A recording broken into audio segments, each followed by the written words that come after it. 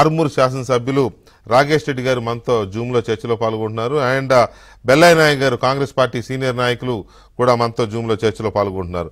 ముందుగా మీరు ఎమ్మెల్యే గారు అసెంబ్లీలో ఉన్నారు కాబట్టి of course you are also first timer, but మీరు ప్రత్యక్షంగా ఉన్నారు కాబట్టి మీకేమనిపించింది ఫస్ట్ రోజు? ఒక రకంగా ఇదే ఫస్ట్ రోజు అనుకోవాలి కదా.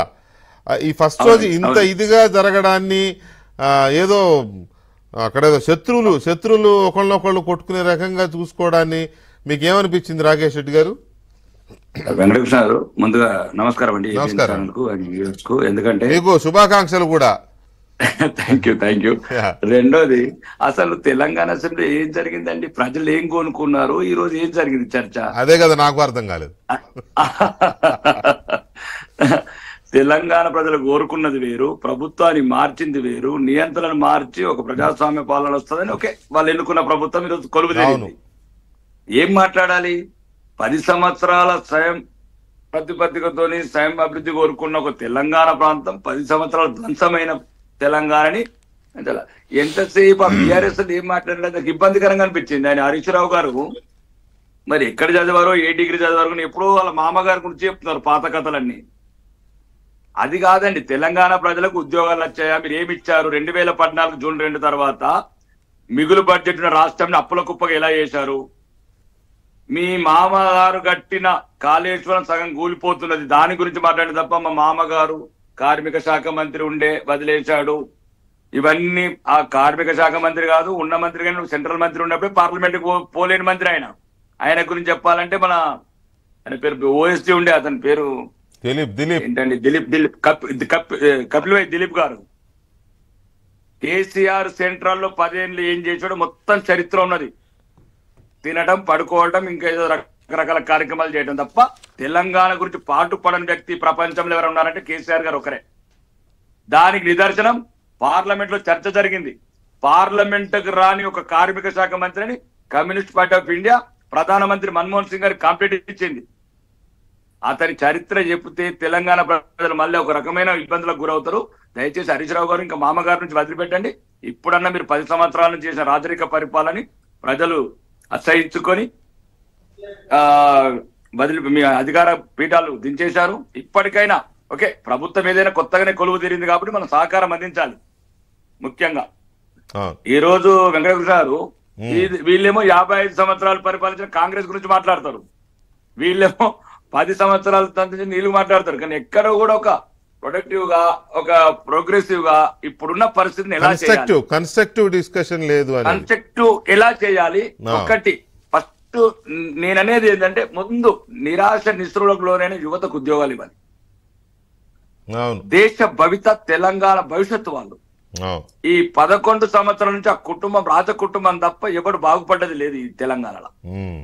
ఫస్ట్ వీళ్ళు ఏదైతే ఫిబ్రవరి 1 నాడు, ఇప్పుడు కూడా మీ ద్వారా చెప్తున్నాను, ఫిబ్రవరి 1 నాడు మెగా డిఎస్పీ వేస్తామన్నారు. మెగా డిఎస్పీ ముందు దయచేసి వేయండి. మళ్ళీ ఈరోజు 3 నెలలు అంటున్నారు, దాన్ని పొడిగించకండి, దానికి స్పెషల్ ఫోర్స్ పెట్టండి. సంవత్సరం లోపల 2 లక్షల ఉద్యోగాలు అంటారు, కాదు 3 నెలల టైం ఫ్రేమ్ తీసుకోండి. ఒక మంచి ఎన్నికల హామీల్లో ఏ డేట్స్ అయితే చెప్పినారో ఆ డేట్స్ ప్రకారం ప్రొసీడ్ అవ్వండి అంటారు. వీలైతే ముందుగా ఎందుకంటే అలసిపోయిన యువత. కరెక్ట్. ఈ యొక్క కల్వకుంట్ల చంద్రశేఖరరావు అనే మాజీ ముఖ్యమంత్రి యువత జీవితాలని నాశనం చేశాడు.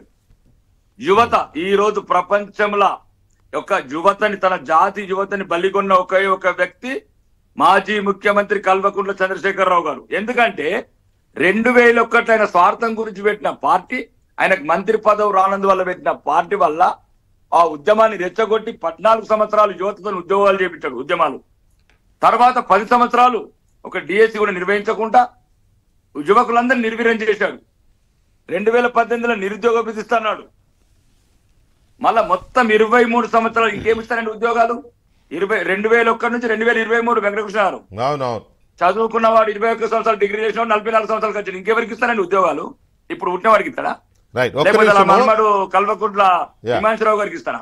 ఒక్క నిమిషం రాకేష్. యువత నిర్వీర్యం అయిపోయింది. రేపటి నుంచి బుధవారం నుంచి మళ్ళీ అసెంబ్లీ ఉంది.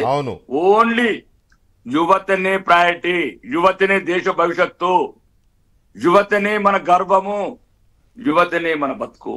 యువత లేని దేశం ప్రపంచంలో అది ఉండకూడదు. ఇదొకటి. రెండోది, పేద ప్రజలకు రోడ్ల మీద 4 ఇళ్ళు పింక్ కలర్ వేసుకోవడానికి తప్ప ఈ డబుల్ బెడ్రూమ్ లేదు, సింగిల్ బెడ్రూమ్ లేదు. ఉన్న గుడిసెలు కూడా పీకేసుకొని ఉన్నారు. వీళ్ళు ఎప్పుడో డబుల్ బెడ్రూమ్ కడితే అప్పటి వరకు ఒక రూమ్ ఉండే తరకలు ఉంటుండే, ఆ తరకలు కూడా తీసుకొని పేద ప్రజలు ఎండలు ఎండుతున్నారు, వర్షంలో తడుస్తున్నారు, చలి కనుక్కుతున్నారు. ముందుగా గృహాలు.